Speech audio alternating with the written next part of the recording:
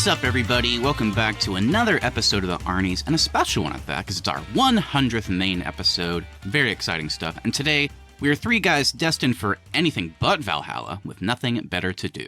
I'm Matt Johnson, and I really want to try out the Viking-themed sport from this movie. I'm Keith Baker, and Valhalla sounds okay, I guess. And I'm Austin Terry, and I am not enough of a performance artist to be a Viking. On today's show, we are discussing the new epic historical drama from Robert Eggers, The Northman. But before we get to that, I want to know, how long do you think it would realistically take for you guys to learn how to grab a spear thrown at you in midair and throw it conservatively 500 yards back at your target? It would take me exactly 15 seconds, because I would try it once and just get impaled in the throat. It wouldn't even last a second. It would just hit me immediately. Hopefully not in the throat, because that would be really painful. Hopefully it would hit me somewhere where it's a quick death. And all of my Viking compatriots, I guess, would then just laugh at me and use my corpse for warmth or something, because nobody cares about each other in this time period. Exactly. I just don't even know how you practice this maneuver. No, they would say you died bravely or something. Yeah, I guess, because you died in battle, so that good for you. No tears were shed on his account. Yeah, that would be the mantra. All right, guys, so clearly we're talking about The Northman, like we said, and this is an exciting one because I don't know about you guys, but Robert Eggers, I think, is definitely somebody we've been hearing a lot about. A big up-and-coming director kind of burst onto the scene out of nowhere with The Witch, this kind of weird, atmospheric horror movie. I think that's also where Anya Taylor-Joy got her start. Then he immediately follows it up with The Lighthouse, so this guy, he's 2 for 2. He's getting Academy Award shout-outs, he's getting all this praise, and then he's like, you know what?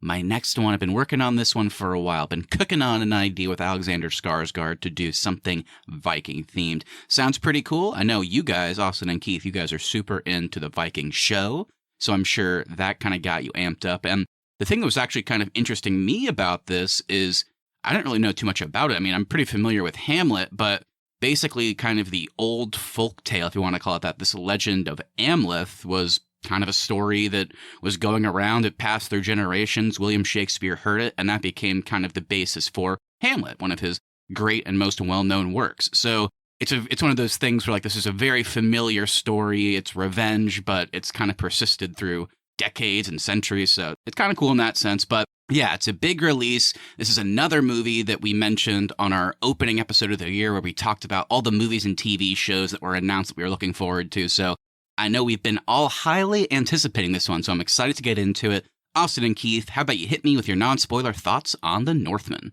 Yeah, I would say overall, I did enjoy The Northman, but I did find it a little underwhelming. And I think the reason for that is because it is just a traditional revenge story, and it never really goes beyond that. That being said, though, I do think all of the performances are extremely solid in this movie. I can't think of a bad piece of the cast. Alexander Skarsgård especially really brought it to this role. I think the visual stylings of the movie and the way it puts you in this Norse time period, and also kind of doesn't make any excuses for how brutal this world is. I think all of that was really cool. And I think a lot of times movies try to soften their main characters, and they certainly don't take that approach with this one. Everybody is very brutal. So all of that I thought was super impressive. I think the action is really sweet. There's just not enough of what I thought we were going to get. I think that's my other thing is the way they marketed the movie. It looked more like kind of a Viking Odyssey story, and then it's ultimately a slower revenge tale, which I wasn't really expecting. So I think I was still really impressed with the movie, but for the most part, I was a bit underwhelmed by the time the credits rolled. Yeah, I'm pretty much just going to echo what you said, Austin, and like you pretty much explained my thoughts exactly. Yeah, like you said, Austin, I was expecting more of like a Viking, like you said, Odyssey, battle royale kind of thing. Maybe a few more tribes in the mix. Going across the seas back and forth, but we got kind of a smaller story, and it was okay, but you said it earlier, Matthew, it's not too original. It's like Hamlet or Lion King, the uncle kills the dad and he's got to take revenge and all that. So I don't know. I was very underwhelmed the whole time, and I think the runtime went on a little long for me because I didn't get what I wanted out of this movie. I was kind of just waiting for it to be over. I do agree that the performances were really good. The visuals were awesome. The action we did get was badass, but it was almost like they were teasing you with the action. The whole time I was just like, I want more. I want to get more of that. I never really got satisfied overall with the action. The story at the end wrapped up kind of weird for me. So that's where I'm at. Not what I expected. Yeah, I think this movie is without question a technical achievement. I mean, on a sound front, a visual front, the way everything's put together, the way the camera kind of moves around, and like what they actually put in the camera. At times, I couldn't really tell what was practical and what was CG because everything just blended together and looked so good. So on that front, I mean, shout out to Robert Eggers and the team there. I mean, they made a beautiful looking and sounding movie for sure. Yeah, kind of my negatives just really come down to not the performances, but just the characters and the plot itself. And yeah, sure, it's easy to call out. It's a very unoriginal story, but then it's a whole classic conundrum of, well, that's because this was the inspiration for all of these other stories. So it gets props for that, but I won't spoil anything, but there was several moments while watching it where I was like, oh, that's interesting. So they're introducing this new element to kind of shake things up. So maybe this will end in a way that's kind of unexpected. And despite them kind of introducing all of these elements, the ending was still very predictable to me. And a lot of the motivations were very predictable. So I was confused why they introduced some of these elements to try and shake things up if they weren't really going to, I guess, commit to that by the end. So yeah, I guess I won't go into too much yet until we get into spoiler territory. But really what it comes down to is I couldn't really get latched on to the characters, specifically Alexander Skarsgård as Amleth and Anya Taylor-Joy as Olga. There just really wasn't much at all to those characters, so I didn't really care too much about them or their journey. And then, obviously, the plot itself, like I mentioned, it gets a little bit interesting towards the middle and 3/4 of the way through, but then it kind of ends in a familiar territory, which, while visually cool, it was a little bit disappointing for me as well. But overall, I would say I enjoyed the movie, but I did find it a little bit dull at times, and I had those issues that I just mentioned. I saw this with a friend, and they pointed out after the movie that I really enjoyed that, but I never need to see it again. And that's kind of how I feel, too. I'm glad I saw it, but I probably will never seek this one out for a second viewing.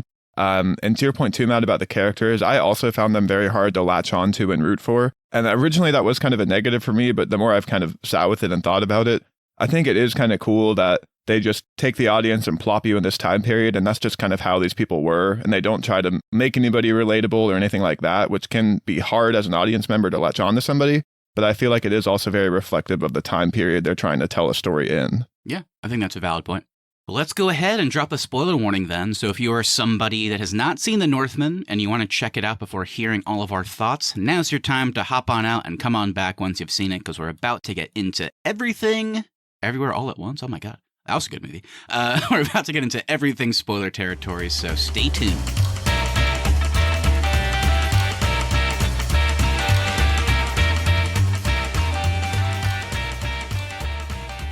All right, so welcome to spoiler territory, everybody. Austin and Keith, as usual, let's start it off with a little cast and crew talk. So The Northman is directed by Robert Eggers, who is a production designer and of course known for The Witch and The Lighthouse. It's also written by Eggers and Sean. Sean is an Icelandic poet, novelist, and lyricist. Our cinematographer is Jaron Blasky, who's worked with Eggers on all of his previous films and was nominated for an Academy Award for The Lighthouse.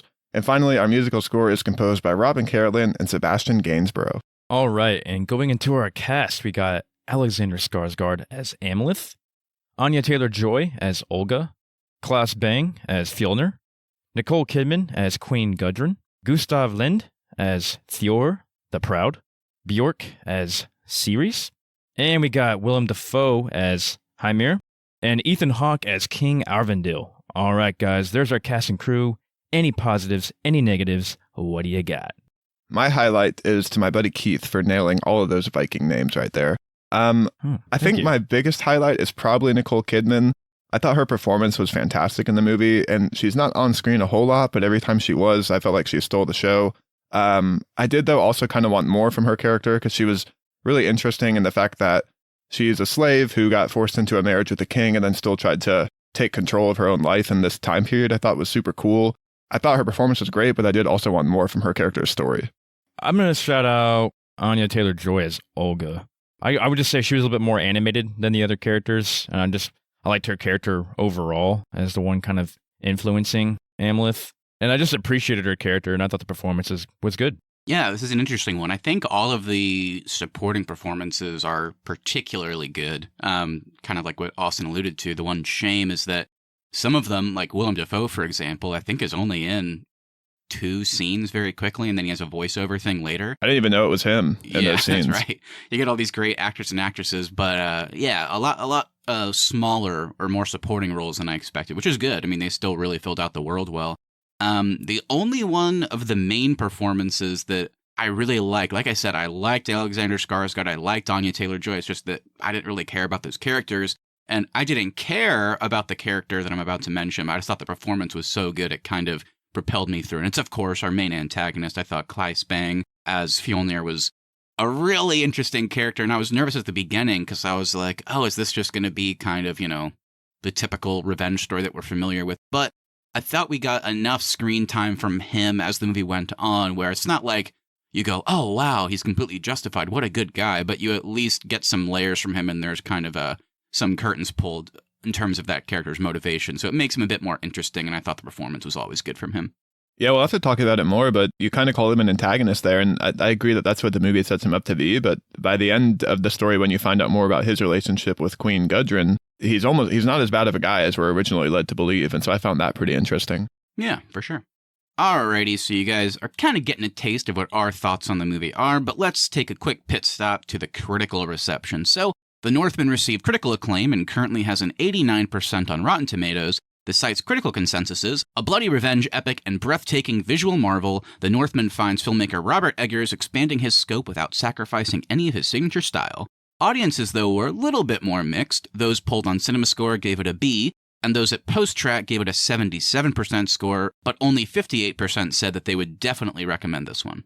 All right, so positive reviews centered around Eggers' ability to put the audience in this movie's time period and not soften his characters for modern sensibilities. The general tone combined with Eggers' direction. And finally, the most common praise was the visual stylings and overall look of the film. The few negative reviews we could find mentioned, at times reviewers were questioning if the visuals were the most interesting aspect of the film, ahead of the characters and plot. And when the movie tries to go for something deeper and profound, it doesn't always hit the landing. All right, guys, so before we get into all of our deeper thoughts with our roundtable discussion, is there anything here that you want to call out? It can be a positive or negative thing. Anything stand out to you? I think the negative review of every time it tries to go for something deeper and profound, it never hits the landing. I don't even know if I think it only wants to tell an interesting revenge story. I didn't really get a profound message about why we shouldn't go after revenge, or I didn't find any of that there. So I would totally agree with that there's nothing more beneath the surface than just a really cool Viking revenge story. Yeah, and I would agree with the reviewers were questioning if the visuals were the most interesting aspect of the film, ahead of the characters and plot. And like I said, I like the characters, but the plot definitely fell short. And I think the visuals were awesome, and I think it had potential to do so much more with those if they could have just made a better story and maybe had a few more cool Viking battle scenes in the mix. Yeah, I think I agree with everything here. Despite my, I guess, lukewarm thoughts on the movie, I still agree with all the positives here. I mean, the tone I thought was very dark and kind of keeps you in that world, which kind of with that first point, I really like that too. That's a great way to put it. I mean, it really puts you in a time period, not necessarily just with the look of the movie and oh, look at this architecture. Doesn't it feel like you're in an old movie? But I do really think it's kind of the brutality of the characters at times, even our quote-unquote heroes, and seeing how brutal they can be. It's interesting to see that put you into a different time period when watching a movie. So I really like that. But I also agree with both of the negatives too, like you guys already said. I mean, I don't think they prioritized the visuals. I mean, I think if you ask them, everything was important. It just, at times it kind of feels like, what you're looking at, just these crazy visuals or these sweeping landscapes. That's kind of what was most interesting to me.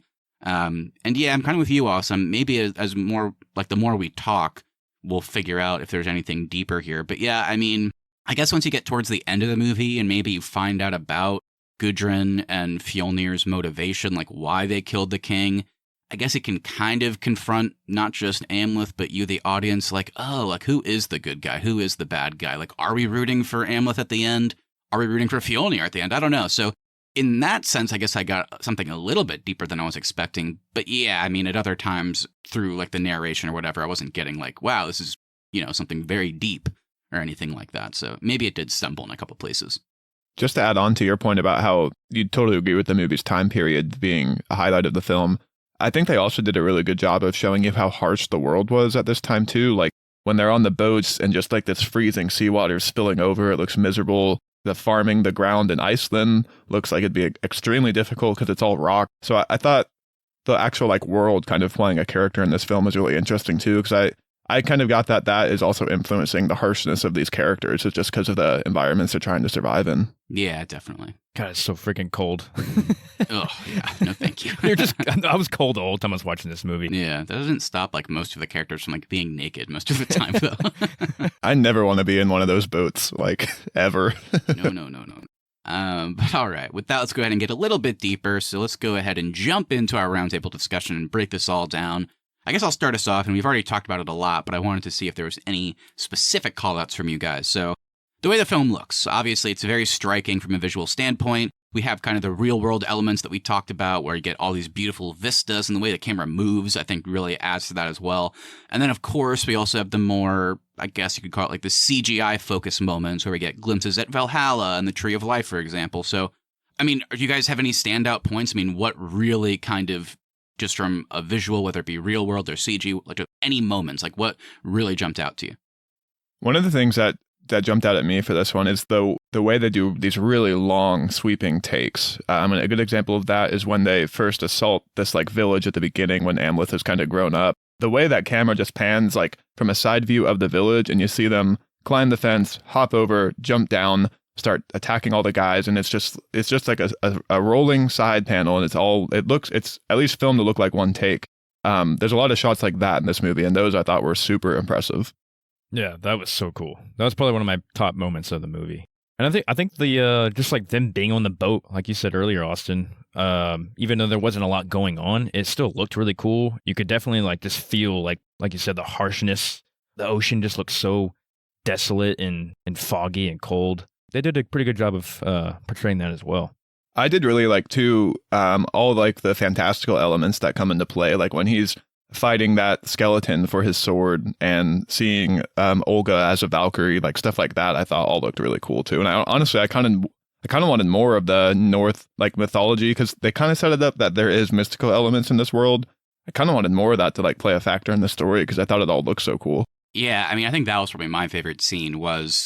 I think it stood out to me because it was, from how it looked, at least mostly practical, which was the scene where he fights like the Draugr to get his Nightblade. I mean, that was so cool. And it was great because it felt like it combined all of the things that I liked visually about the movie, in the sense that it wasn't like as like brutal as the previous sites. No, but I thought it was cool seeing our main character fight this literal like skeleton for a sword. It was super interesting. But then it also had the added element of the camera movements that really helped make that fight scene pop. But then it also, while being practical for the most part, I think, it still interestingly had a fantastical element, which was the second he like buries the axe into the guy's back and then cuts off his head, the camera then pans over to the left, and then we see Amleth standing about to take the sword again, kind of implying that, you know, that fight was not necessarily in his head. Maybe he could have died and then he just would have fallen over dead. It was like a mental battle in a way he had to win in order to earn the sword. I was like, oh, that's really cool. Like, it's kind of ambiguous, but it feels like it makes sense in this world where fantastical things happen. So I really enjoyed that.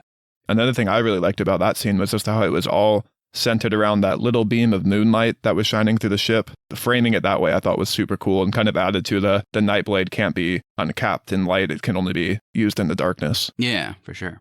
Yeah, I was going to say another one was the, we can save like the deep talk for that later on, but was the volcano fight. Oh, yeah, of course.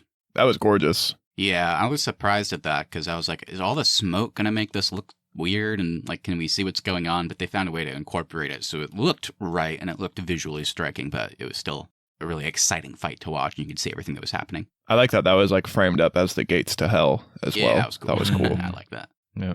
Since we're kind of talking about a few of the fantastical elements here too, what did you guys think about like the way fate plays a role in the story, and, you know, some of the mystical stuff like the sword, or like interacting with Willem Dafoe's head that's supposed to kind of be a reference to Mimir, the guy that advises Odin? What do you guys think about all that stuff? They definitely brought it up a lot, but I still don't think it was super interesting, because then once you get to the end, I mean, the whole thing is about, I guess Amleth is somewhat, I wouldn't call him content, but he's fine with living this, you know, weird life as like a Viking berserker, even though they're doing horrible things like, you know, raping people and burning houses down with women and children in it. Like, I guess, you know, he's going to just live that life. And then obviously once he starts hearing about Fjolnir, and then he talks to this Cirrus, and it's like, oh, I guess I have a fate that I have to do. But then as the movie goes on, he keeps talking about it, but ultimately the ending of the movie kind of culminates in his decision to leave Olga because it's like he has to make a choice. He like has to choose like,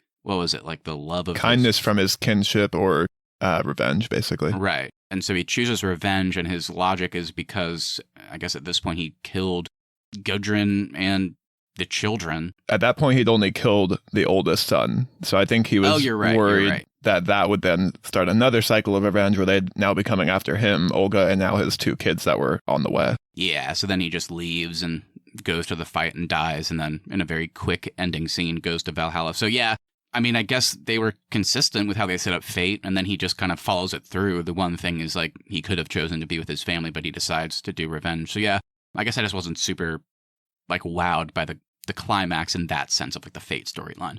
Yeah, I thought the fate storyline was super interesting, and I actually got excited when him and Olga tried to leave and, like, take the kindness aspect of his choice. I thought that was going to be really cool because it's kind of like him trying to break away, like he says, like cut the webs of fate. It seemed like that's what they were trying to do. And he just gets off the boat, and I was like, oh, well, that was kind of underwhelming. Yeah, I know. I was really looking forward to seeing them somewhere else, and then he just jumps off, and she's all pissed off. I'm like, she has every right to be pissed off. Yeah. Golly.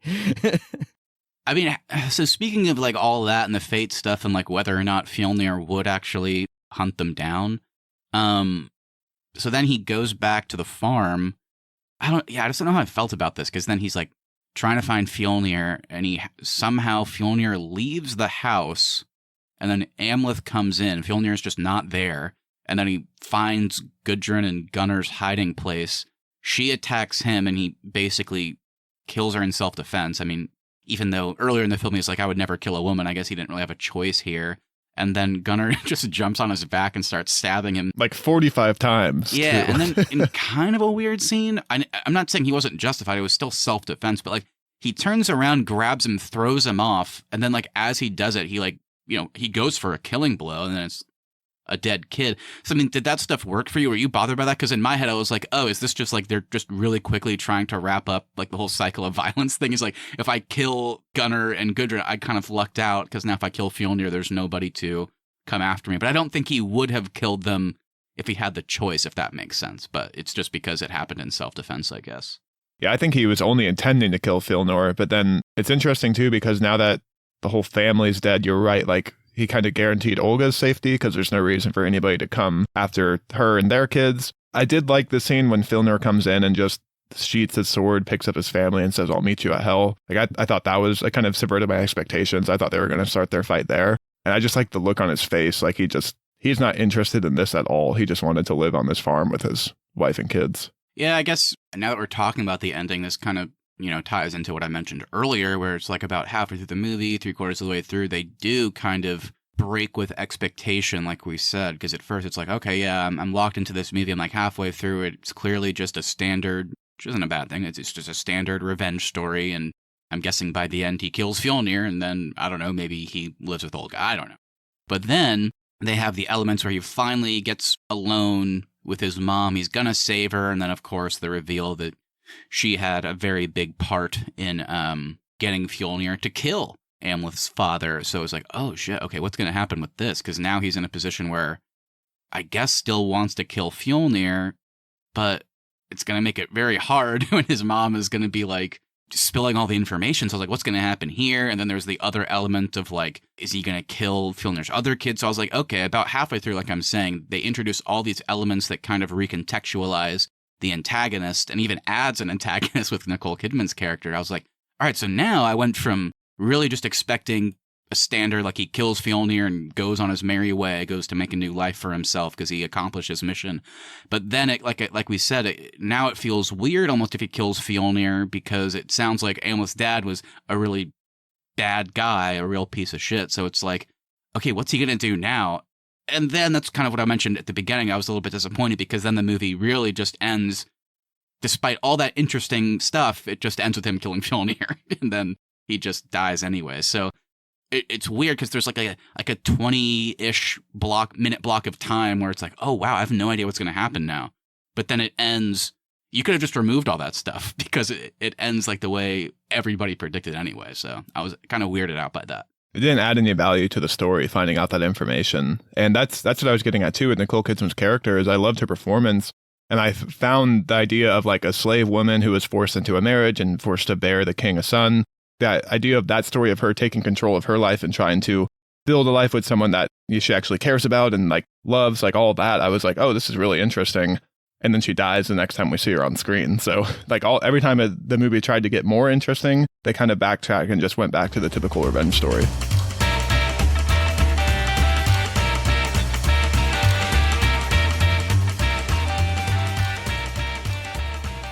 By the time the movie ends and you learn all this information about Fjolnir, I thought they did a pretty good job of setting up the initial revenge. How do you guys feel by the time we get to the end of the movie about the antagonist relationship between Amleth and Fjolnir? Were you still able to root for Amleth? Did you have a bit more context to Fjolnir's actions? What were you thinking by the time he gets his head cut off? I'm not really sympathetic towards Fjolnir. He's still a murderer and a slave owner. Slave owner. Yeah, and like I said, I'm more with Olga. Like she's pregnant with his baby, and he just left her. Yeah, because like I know Nicole Kidman would have kept pushing for Amleth to die, but I mean, it's like in this time period, I feel like if you just sail somewhere and I don't know, you don't have to like live in isolation, just like go far away from them and make a life for yourself. I feel like they wouldn't have gotten found, but maybe I'm wrong. I don't know.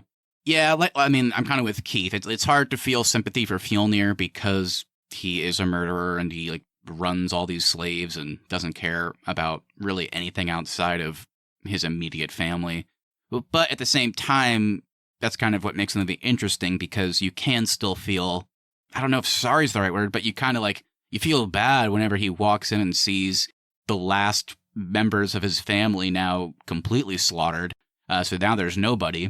I guess you don't feel bad for him as a person. I think you just feel bad that like this innocent kid got killed in the midst of it that seemingly maybe would have been raised to be a bad guy, probably, like just continuing the slave operation, but still it is like a little kid. And then also it gets all muddled because Amleth is taking revenge on, like, for his father, who we now know is a confirmed horrible person. So it's like, So I think where I stand is a bit closer to Keith. It's like, I think he probably just should have taken the third option and just stayed with Olga and just leave it all behind. I think that would have been a bit more satisfying because, I don't know, watching him kill Fjolnir, it's like all in the name of his father, who's a bad guy, but I still get it, still was his dad. So I give props for it being kind of a conflicting situation for the characters and you, the viewer, but by the time, he gets stabbed through the heart and he cuts off Fjolnir's head, I just was kind of like, I think he just should have stayed with Olga. I think, too, if he had made that choice to leave his fate behind and go with Olga, that's where the movie then could have gone to a more profound message about revenge instead of just being a typical revenge story. It could have been interesting commentary there. I do want to call out, too, that I totally agree with you guys that Fjolnir isn't really a character you can root for because of his actions. Also, I was finding it hard to be fully invested in Amleth, too, just because of seeing what he participates in when his clan does sack that village. Exactly. I think that may be why we're all kind of struggling to be overwhelmingly positive in this movie, is because just all of the characters are so brutal and kind of have bad elements to them as well. Let's talk about the action a little bit and break it down. We talked a little bit about the opening sequence where they're climbing up the wall and pillaging through the village. Thought that was really cool. And we get a little bit more action scenes at the farm, obviously, when he's like slowly killing everybody at the farm and his uncle is like wondering, who is this demon and all that. We get all those different kills. I was wanting more of a Viking, like bloodbath, tribe against tribe kind of thing. Were you guys wanting that? What are y'all's thoughts? I did find myself really excited every time night came around in this movie because I was really interested to see what Amleth was going to do next to kind of terrorize his uncle. So that aspect of the film really worked for me. I am with you though, Keith. From the way this movie was marketed, it looked like it was going to be more so Amleth, with his Viking clan kind of goes away, then comes back and tries to retake his father's territory. That's what I thought we were getting into, and I was excited for that. And so not getting that was pretty disappointing to me.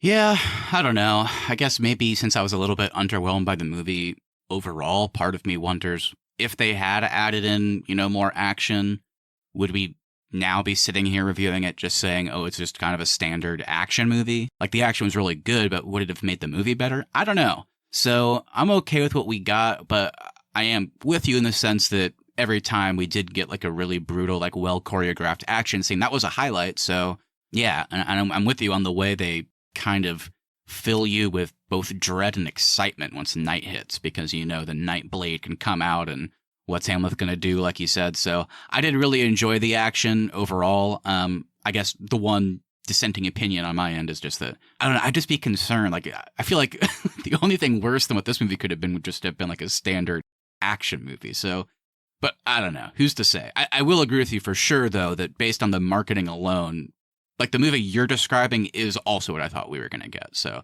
yeah, I think it's very fair to be disappointed by what we got here. I did like no one being able to unsheath the night sword in the day. I thought that was always funny when other people were trying to use the sword. What did you guys think of towards the beginning when they're all kind of acting like animals, like wolves and like howling? And then whenever he's going through the village and he's like killing people in really brutal ways and just like howling at the freaking sky. What did you guys think about all that? Yeah, I got sick of that real quick. I had enough of all the dog howling. I was like, make it stop, please. I thought like the ceremony stuff was cool, but it just all went on way too long for me. Like I was sitting in my seat, like shrinking back, like I don't want to watch this anymore. Make it stop. Yeah, I get it. I mean, I guess it didn't bother me too much. I thought it led to some cool scenes. Like one night, he basically just unleashes a pack of dogs or wolves or whatever it was, just because he's out there howling. I guess that works apparently. Why did that make his family dog attack Filnor? I don't know. It was confusing to me. I don't know the answer to that. Even some of the smaller scenes like that involved animals, because obviously animals and like the personification of the god they're associated with, you know, is a big part of Norse mythology. And like watching him being strung up after being tortured, and then a bunch of like Odin's ravens fly in and basically just like break down his what's holding him up. It's like, oh, okay, that's kind of interesting. So there were some good scenes, but yeah, some of it was a little goofy. But I kind of liked the goofy factor of the movie. I think a lot of it came from those elements. It kind of gave it a little bit of an extra dimension for me. Like there was a couple months where I actually laughed, which I wasn't expecting. So I kind of liked having stuff like that. Do you guys think the gods were on Amlet's side in this movie, since he does get saved by Odin's ravens? I guess so. Yeah, I mean, guess. it literally seems that way, yeah. Even though he's fighting for a bad dad, he still had like good intentions, I guess. Did everybody in your theater like cringe and let out a gasp when him and his mom started kissing? Yep. Yeah, that was weird. That was gross. I was really worried that was going to be the second half of the movie, was him trying to become the king to his mom. Ugh. Like, I was like, oh no, I don't want to talk about this on the podcast. Alrighty, well, since we kind of already dove into the ending in full detail, how about we end the show with this? So let's just keep it general, I guess. I mean, before we wrap up here, are there any other random scenes or moments that you guys feel the need to call out? Could be positive or negative. Just, what else is left to talk about for you guys? I thought the Viking game was an interesting scene because that was before he found out about how much his mother really likes Filnor. So he was still being really protective of his half-brother because they were kin. And so I found that interesting from Amlet's perspective, that he's still willing to be protective of maybe a siblings that he doesn't really know, but they're still his blood. Because that's a lesson his father tells him, is like always protect your blood. So I found that kind of cool. Another great point. I really thought something was going to come of the Gunnar stuff, but then obviously he just gets killed at the end very quickly. So I was like, is there going to be a wrap up with that? Like, are they going to somehow come together? I don't know, but that's interesting. That was a perfect scene. I like the game thing, which is fun to watch in general. And then when he bashes that dude's head in, that was intense. But I think it was a good way to establish him as like a spy, I guess you could say. He formed his credibility as being loyal to Fjolnir's family. And so they're like, oh, so when all these demons start attacking, Fjolnir is never suspecting him at first. They're like, oh, it can't be him. Like, he just saved our son. And a headbutt. And why do people always headbutt in this movie? It looks like it's going to just give you a concussion. I have no idea. They don't know what that is yet. I just know that they feel awful for 3 weeks after. I know we talked about the opening, but I don't know how long it was. Like, I don't know how long it is, like, once the movie starts to once Amleth sails away in the boat. I'm not sure, like, how many minutes that was. But I really enjoyed all of that stuff. I thought it was a great setup to the movie. There was, like, hints of weirdness going on, like the scene with Arvindil and Gudrun, like, where she's trying to, I guess, be intimate with him, and he just seems like he doesn't really care about her at all. So obviously that kind of, context is necessary for later stuff in the movie. But yeah, overall, I just thought the opening was so good. But I did admittedly have a little bit of a laugh out loud moment that was unintentionally funny which I like that Arvindil and Amleth go to this ceremony because Arvindil feels like he might die soon, so he needs to like do the ceremony where they pass on the, responsibility to the heir, basically. He's like, if I die, you must take revenge. Do you promise? And he's like, I do, father. The second they finish the ceremony, he gets killed. He dies. I was laughing, just like the second they walk out the door, like, what a great ceremony. Here's the responsibility. And then boom, 4 arrows into him. I was like, that was pretty good timing. It's on the front door of the temple. Like, nobody was around to help them. No one heard him like screaming out. Apparently not. I don't know. Where did everybody go? I was wondering that too. It's just like, it's just like four arrows just smashed into this guy, and then he gets stabbed with spears right after. Visually too, the scene of young Amleth like working his way through the town to the boat was really impressive as well. Yeah, being under the huts and all that. Oh yeah, that was cool. Put on the cloak and everything. Did you like the man that was missing his nose? That was like an interesting little visual. I did like that. I like too that line when he's like, the cub that bit your nose has come back for the whole thing, and then just shoves his sword through his face. Yeah. I don't know what we're going to do with this one. It's, of course, the Arnies Awards segment where we get to just shout out something, can be a positive or a negative. We get one thing that we want to award something to in the Northman, and I have no idea what you guys are going to award, so I'm very curious about how the ceremony will go. Yeah, I will be giving the High Ground Award to Amleth and Filnor in their final fight in the lava, because all it did was remind me of Mustafar when Obi-Wan gets the high ground and slays Anakin. It reminded me of that and Lion King, whenever Simba has to fight Scar at the volcano. The exact same thing. I guess I'm going to give the worst Father of the Year award goes to Ethan Hawke as the king when he's teaching his son how to be a dog and eat out of a bowl. Not good. Not a good way to start out your childhood. And the way you prove you're a man is by burping or farting. Mm-hmm. Oh, yeah. That's right.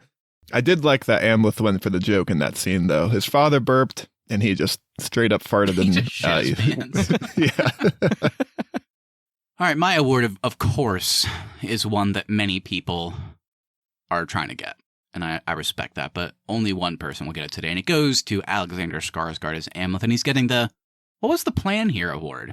And that's, of course, when, in his anger over his mother, he brutally murders their eldest son and then steals the heart and then basically meets with Olga to like, all right, we have a plan. Let's get out of here. And she's like, okay. And then it just cuts to the next day where Fjolnir's like, where's Amleth? And then he just shows up again. I was like, hey, here's your heart. And then he gets captured and tortured for it. And I was like, what were you trying to do here? His literal only plan is to say, that's not the heart. I buried it in the woods and you'll never find it. Yeah, I forgot about that element. Yeah. Good one, Amleth. You want to hear me fart again? I'll prove I'm a man. He just farts, yeah. That's all he can do. All right. Well, with that, thank you everybody so much for listening. If you enjoyed this episode, make sure you hit that follow button so you never miss our upcoming content. Also, if you wouldn't mind sharing us with a friend, we really would appreciate that. So continue to grow the show. Please leave us reviews as well. Even if you don't want to write anything, leaving us a 5-star review over on Apple Podcasts, Spotify, or you ever get your podcasts really does help us out. At the Arnies is our social, and the Arnies.media is the website. We'll be back next Tuesday for some much-needed Nicolas Cage talk with the unbearable weight of massive talent. I'm so excited for this one. And also, we've had a few mind-bending weeks on this podcast. 2 weeks ago, we talked about the hit Apple TV show Severance, starring Adam Scott. And the following week, we talked about the Michelle Yeoh-led Everything Everywhere All at Once. So if you want to hear our thoughts on both of those pieces of media, be sure to go back on your podcast feed and check those out. And lastly, we want to hear from you, so please send us a message on Instagram at The Arnies or email us thearniesmedia@gmail.com. What did you think of The Northman?